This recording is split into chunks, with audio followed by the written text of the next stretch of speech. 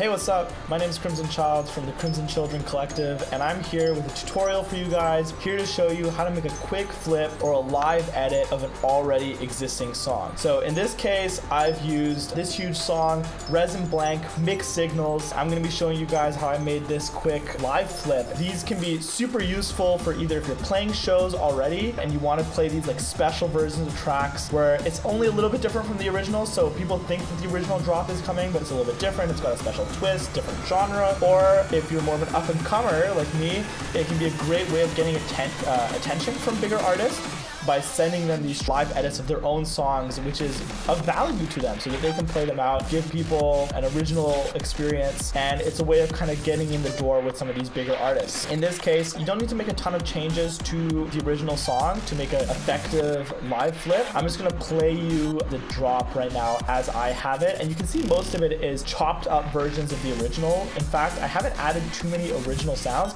Most of it is just manipulating and chopping the original. So the original was a mid-tempo track, and in this case, even though the second half of the drop is mid-tempo-y, I actually made it like double time, kind of like hard style, to work really great in a live setting and to have that wow factor. So I'll just play it from the end of the build-up.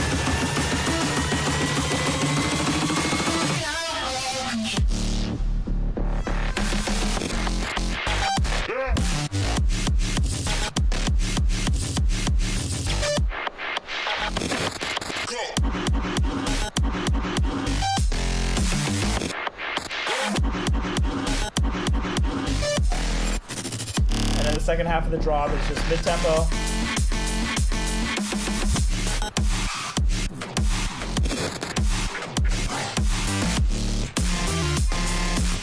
So yeah, you get the idea there. Pretty similar to the original, similar enough that people recognize which song it is. In fact, I haven't really touched the intro much at all. The only thing I really added is this drum break and a little bit of clap and stuff. So basically, I would recommend spending most of your time on the drop for these kinds of live edits, or let's say like quick flips. For the intros, I would either not touch it or add like something a little bit just so it's clear there's a little bit different from the original. Give a hint to the audience live that it's not maybe going to be the exact drop that they're used to. It's honestly mostly just manipulation of original samples. So I just found little places where there was like a bass shot or a little glitch that didn't have a drum underneath it, and I chopped it out. So I had this kind of cutting board in front of me and was able to manipulate it like that. So I have this auto filter here.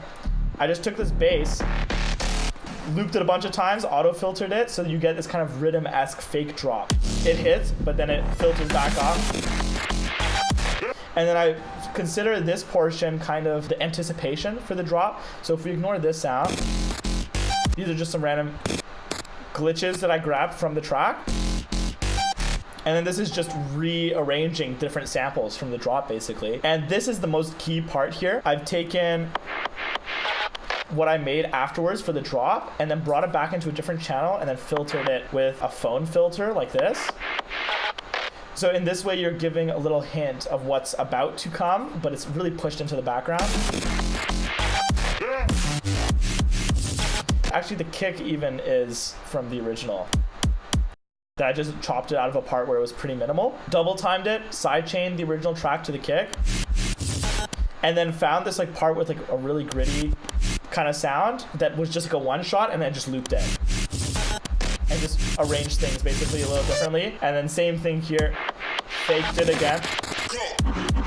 And then this part is that same sound actually, if I take off trash, that's from before, but with isotope trash manipulating it to make this weird kind of hollowy sound with the kick underneath.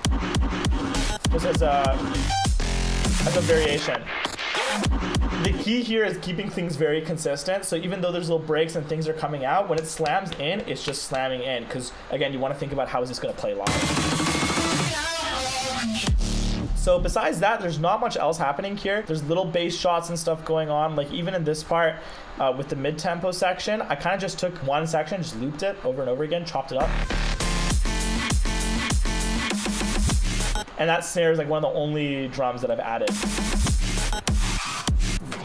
And then layer that with there. And then basically just, again, rearranging different parts, chopping it up. Some of the most successful live edits have just been stuff like this. A great example, Whipped Cream's live flip of Skrillex's Humble remix. So Skrillex's Humble remix was like very trappy, very sick to listen to, but a little bit hard to play out live. Whipped Cream basically just made this version where she chopped up the samples and made it into like a Jersey Club kind of edit, and Skrillex started playing it everywhere. It was a great way for her to get in the door in that sense. So that's a great example of a track that you don't change too much of the original, so it's not totally different, just a version that plays better live, basically.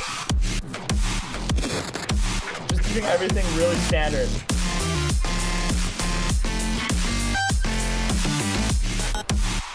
And there you have it. That's how you make a quick flip. I would recommend going and trying this with a song that you really like, or with an artist that you really like that you're trying to connect with, but you just want to get in the door. Taking their track, manipulating it in this way, making a cool live edit. And it's easier too because you're already working with the original. You don't have to work too much about things like mixing, gain staging, because the sounds are already there. You just need to rearrange it in some way different, in a different genre maybe. That's it from me, guys. My name is Crimson Child, and this was a video from the Crimson Children Collective. Hopefully you guys found that helpful, learned something. If you're interested in talking to me or giving your feedback on this video, please leave a comment below. That's it for me, guys. Peace out.